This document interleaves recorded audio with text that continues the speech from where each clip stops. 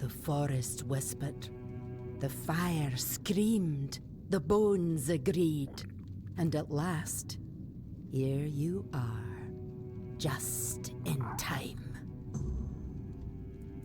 The horned god told me, before hatred blinded him. He said your paths would cross, that you would bring redemption or ruin. In my dreams, I hear the crack of seals and snapping bones.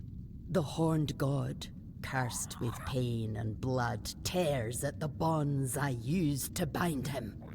The earth trembles with his fury. Can you feel it? Soon, he will break free. And then we shall pay for calling him with blood, not faith. It's the horned god's domain, a place where time does not flow beyond the reach of humankind.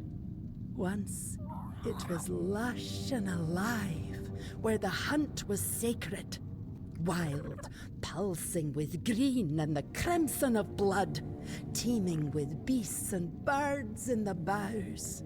I doubt it still is. Yes, Gudri, who took the horned god's fury into himself to save us all.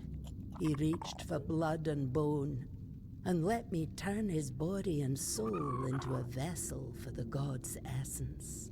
I sealed it with wards, like a cage of thorns. But the god's wrath will tear through them, sooner or later. And when that happens, there'll be no saving us. If you want to bind a god, you don't choose the method. You use everything. Old songs stolen from the dead, runes slick with black blood, teeth and claws. The horned god in his hate-twisted form was a nightmare that came to devour us all. The finest warriors of the spine, the pride of our tribe, gave their lives on the altar of battle to weaken him. My disciples, my sons and daughters, they strayed. After the Gunvalda massacre, I and the others who served the horned god could not bear the shame. We heard our kin cry out and turned our heads.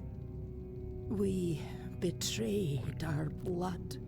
The most devout called upon the old powers, out of grief, out of rage, but without reverence or care. They begged the horned god to come and punish us. And he did. Not as a guardian, not as a spirit of the woods. He came as fury, pain, and slaughter. They opened a door, and I gave them the key, in the form of songs, rites, and signs. I didn't think they'd reach so deep into the dark. By the time I saw what they were doing, the earth was already soaked in blood. He cannot be healed. He will not forgive us. But I can try to keep him bound by will, by bone, and by blood. To do that, I need a fragment of his original self. The first trophy. The skull of the first stag ever hunted and offered in sacrifice to the horned god. It will remind him of who he once was. Bind his essence to the first offering, one made out of reverence, not fear. It may hold him in the unrealm of the hunt, long enough for me to complete the rite that will seal him there. It's hidden, tied to the places where we once worshipped the horned god. 3 shrines, as old as the forest itself. But now, they must be destroyed. Each one is guarded by a servant of ancient memory. Kill them. Cast down what still remains upon their altars. Once all 3 fall, the 4th shrine, hidden and forgotten, will reveal itself. The first trophy waits there.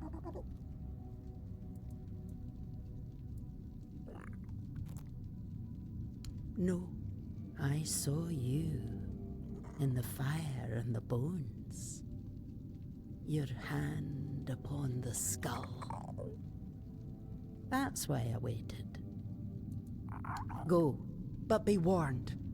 The shrines are no longer sacred. They're fouled by hatred, and the guardians who watch over them do not rest. Follow the path that lies ahead.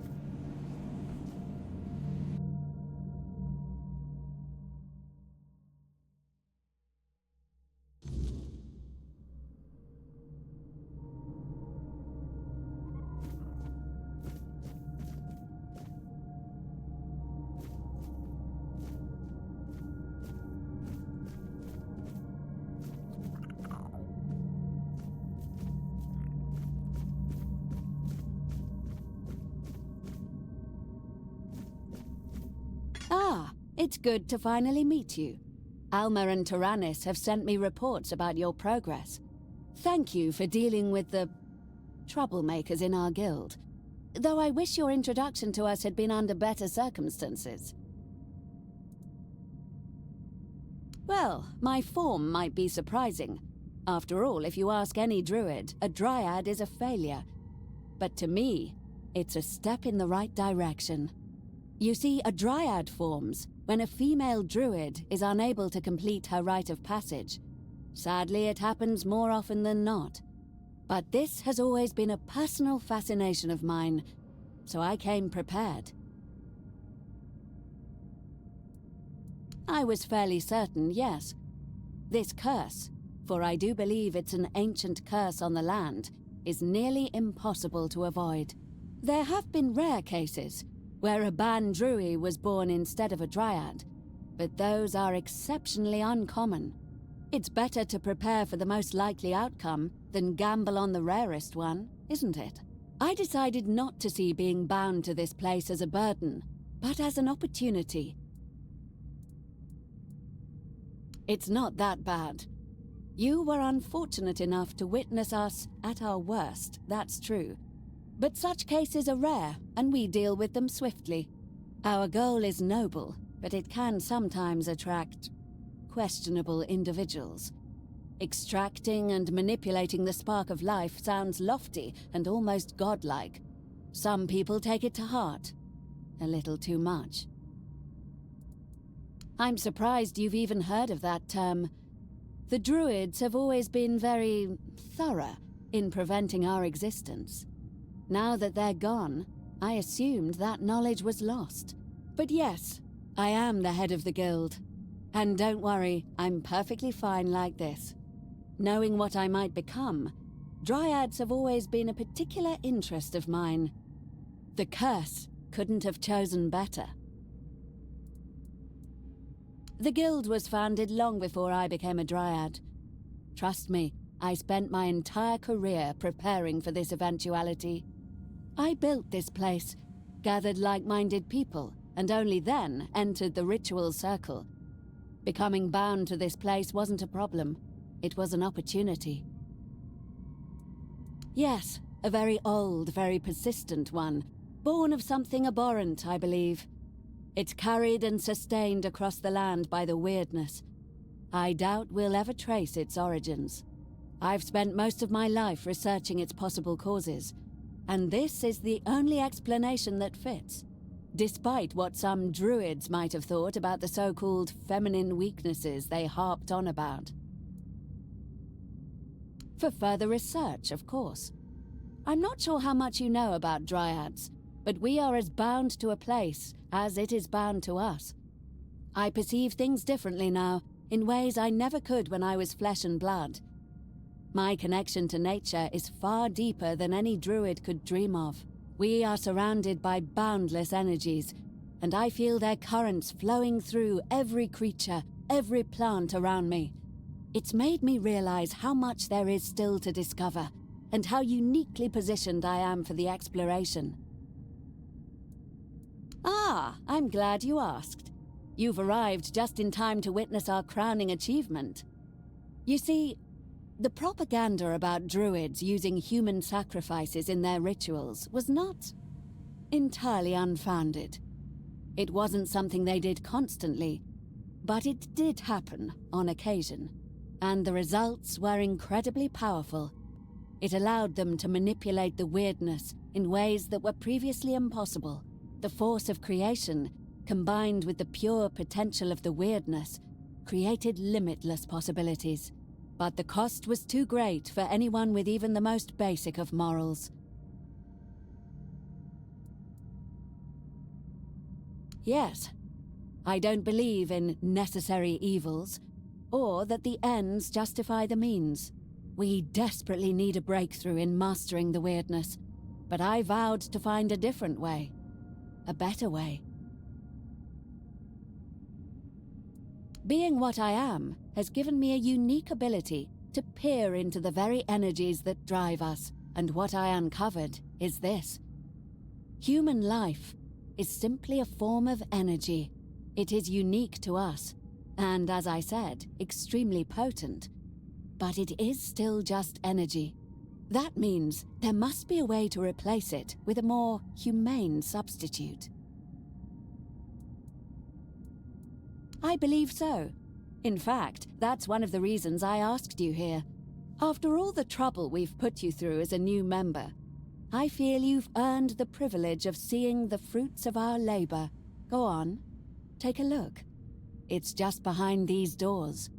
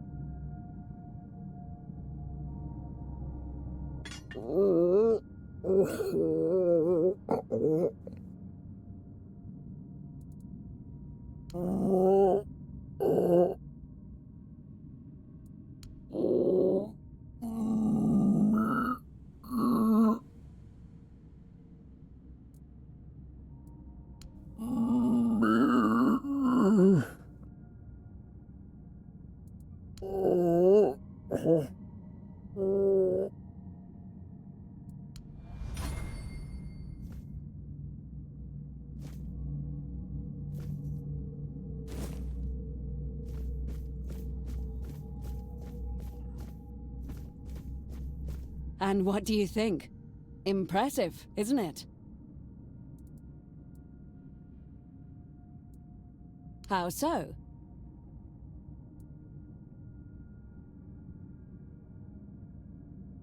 Of course not. It only resembles one. My skin is covered in bark, and I can exist bound only to one place, but that doesn't mean I'm a tree, does it? We don't. Every component was obtained in strict accordance with the Guild's Code of Conduct. Using the power granted by my unique condition and the weirdness, I created a life force entirely of my own design. Completely artificial. I infused that life into the creature. And now, here it is. Our very own living construct. That's the interesting part. It actually does.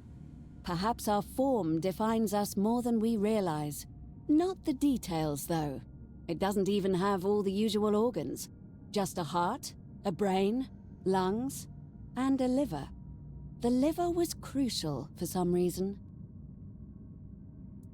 Don't be vulgar. Of course not. Necromancers don't create anything. They merely toy with residual energies lingering in the dead. I didn't raise something that was once alive. I created life itself, from nothing. I've been considering conducting the ultimate test. I've discovered that a dryad can be freed from the place she's bound to by completing the ritual with a human sacrifice. Obviously, that was never an option. But now, I have access to energy that should be equivalent. If it frees me, it will mean we've succeeded. The energy has to be released, yes. But it's not truly alive like you or me. So perhaps destroy is a better term. You have been vital in ensuring our guild runs smoothly once again. So I thought that perhaps you would like to do the honors.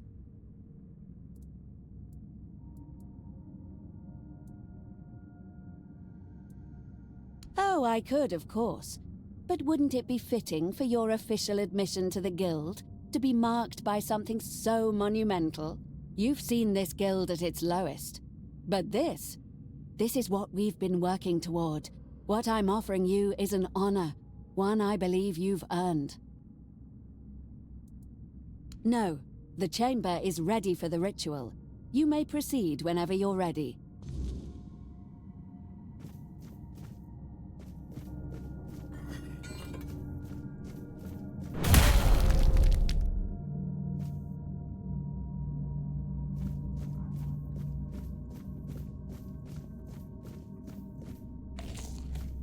It worked! I'm free!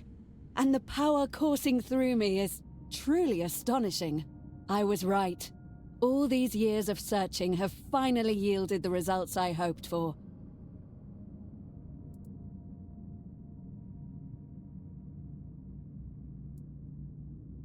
Now, I welcome you to the Guild as our newest member. Our doors will always be open to you, but I believe you have your own path to follow. Just be mindful that from now on, you are part of something greater. Whatever decisions you make, do not forget what it means to be an alchemist.